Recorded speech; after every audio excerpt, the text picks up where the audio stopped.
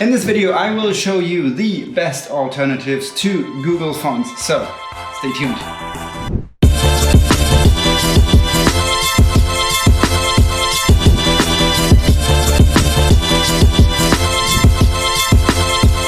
So you know the deal as a designer. There's basically two ways of choosing typeface for your design projects.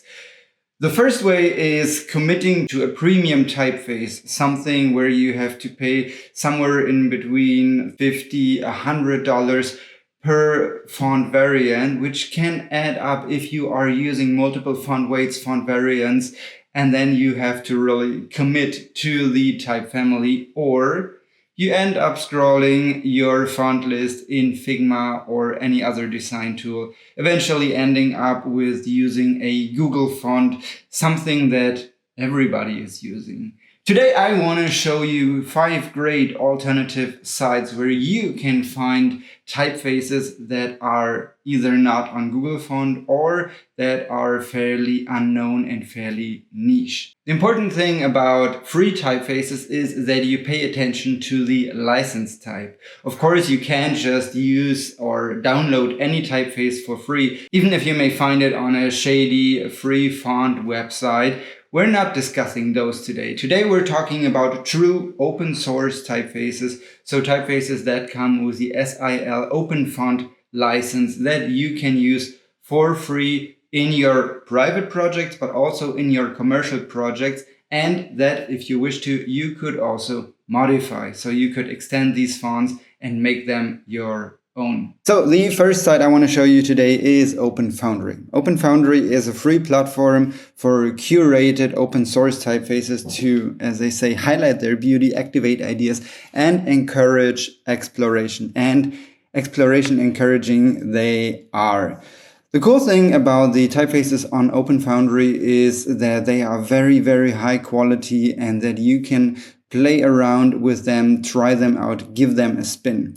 My personal favorite on the page is Cooper Hewitt Heavy, an amazing headline font, something that you could use on a very bold type design or website design. And of course, you can play around with the typeface on here just to see what it would look like in different tracking, different leading, or different font sizes or backgrounds. So this is definitely one of my favorite typefaces on here. So make sure to check out Foundry and Cooper Hewitt Heavy. Of course, I will put all the links in the description below, so you will find the links to all the sites that we're talking about here in the description of this video. The next site I want to talk about is Collettivo. Collettivo, I hope I pronounce it correctly, is a design studio founded in Milan in 2017. And they are a bit of a mix of a bit between a design studio and a type foundry. So they have a lot of really cool their own typefaces here, basically. My favorite one, which I have been using in design projects already, is Apfelgrotesque, which is an amazing humanist geoscience, whatever you might want to call this, with a little bit of quirk and a little bit of character. Definitely one of my favorite typefaces of all times. So check out Apfelgrotesque on Collettivo, really amazing typeface. But of course, there are other typefaces on here that are worth mentioning. Personally, I'm a huge fan of Sprat. I don't know how to pronounce it. So if you are aiming for something like a very classy premium luxury brand kind of vibe, Spread is definitely the way to go. But also the Necto Mono as a mono, so a single with monospace typeface, is definitely worth checking out, especially if you are trying to find a typeface for something like a code editor or for displaying portions of code on a website. With all these typefaces here, they're all licensed under the SIL open font license. So they are free to use and open source to use. The next page I wanted to talk about is Velvetine. Velvetine is a French collection of typefaces. I couldn't really make out if they are like a collective or if this is just a curated collection. What's definitely the common theme with all the typefaces on Velvetine is that they are super duper quirky and plain weird sometimes. I'm a huge fan of the fungal typeface here, or is that lithops? Yeah, so as you see, as quirky as the fonts are, as quirky is the website design, which is sometimes a little bit tricky to navigate in terms of user experience or usability. But if you are willing to see past that, you can definitely find some real gems on here. I'm a huge fan of this very, very Godfather-like, very condensed, compressed kind of display type. I assume by Raoul Ardon. I don't know how to pronounce the name. Sorry, Raoul. So you can find some really, really amazing gems on here. Carrick is definitely one of them, a little bit more on the conservative side. But if you're pay close attention to the details, you see that the T, the lowercase t, is unbearably narrow here, while the A is actually quite extended on the bottom. So it's a fun typeface to look at, and especially if you are using this in more classic designs, then you can have real character and real quirk using typefaces from Velvetine. So make sure to check out velvetine.fr. They have really, really awesome, really playful typefaces on here. The next page I want to show you is UseModify. UseModify is the personal collection of Raphael, apparently, completely made up of open source licenses, open source licensed typefaces.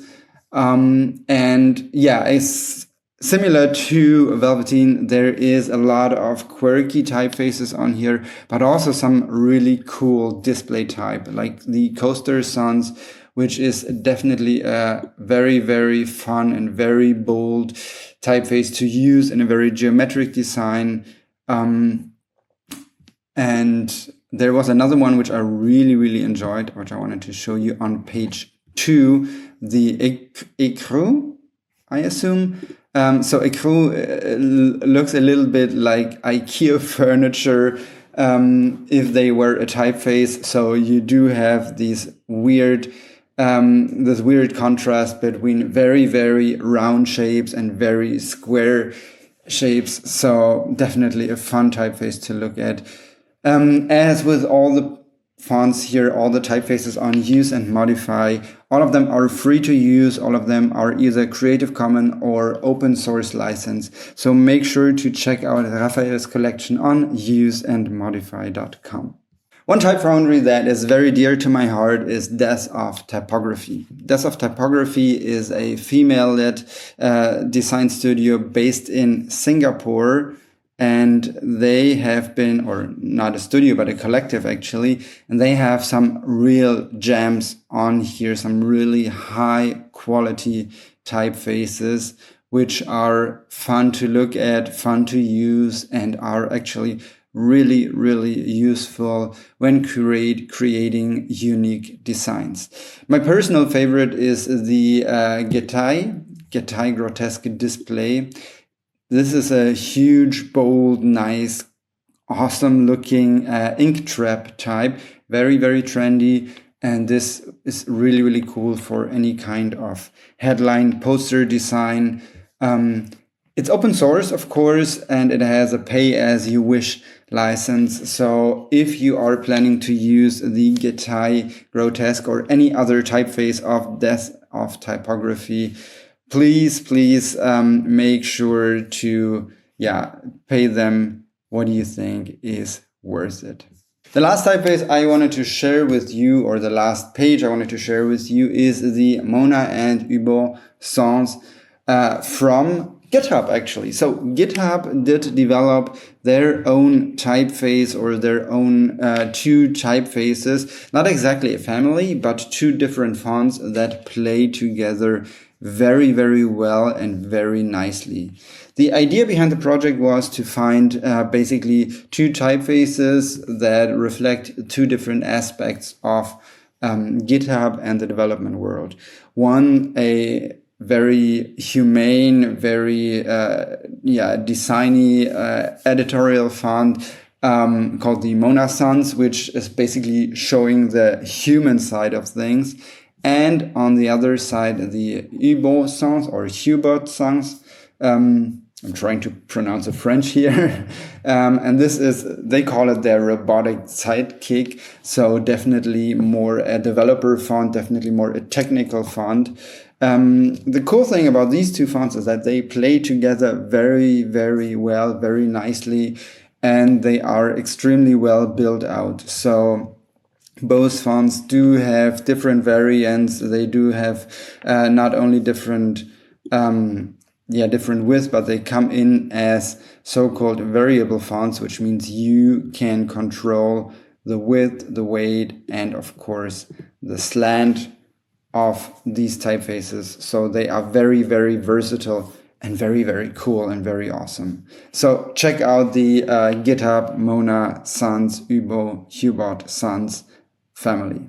Of course, you will find all of the links to the typefaces, to the font Foundry sites that I showed you in this video in the description below. I hope you really liked this video. I hope you liked the fonts and you might pick one or another for your design projects.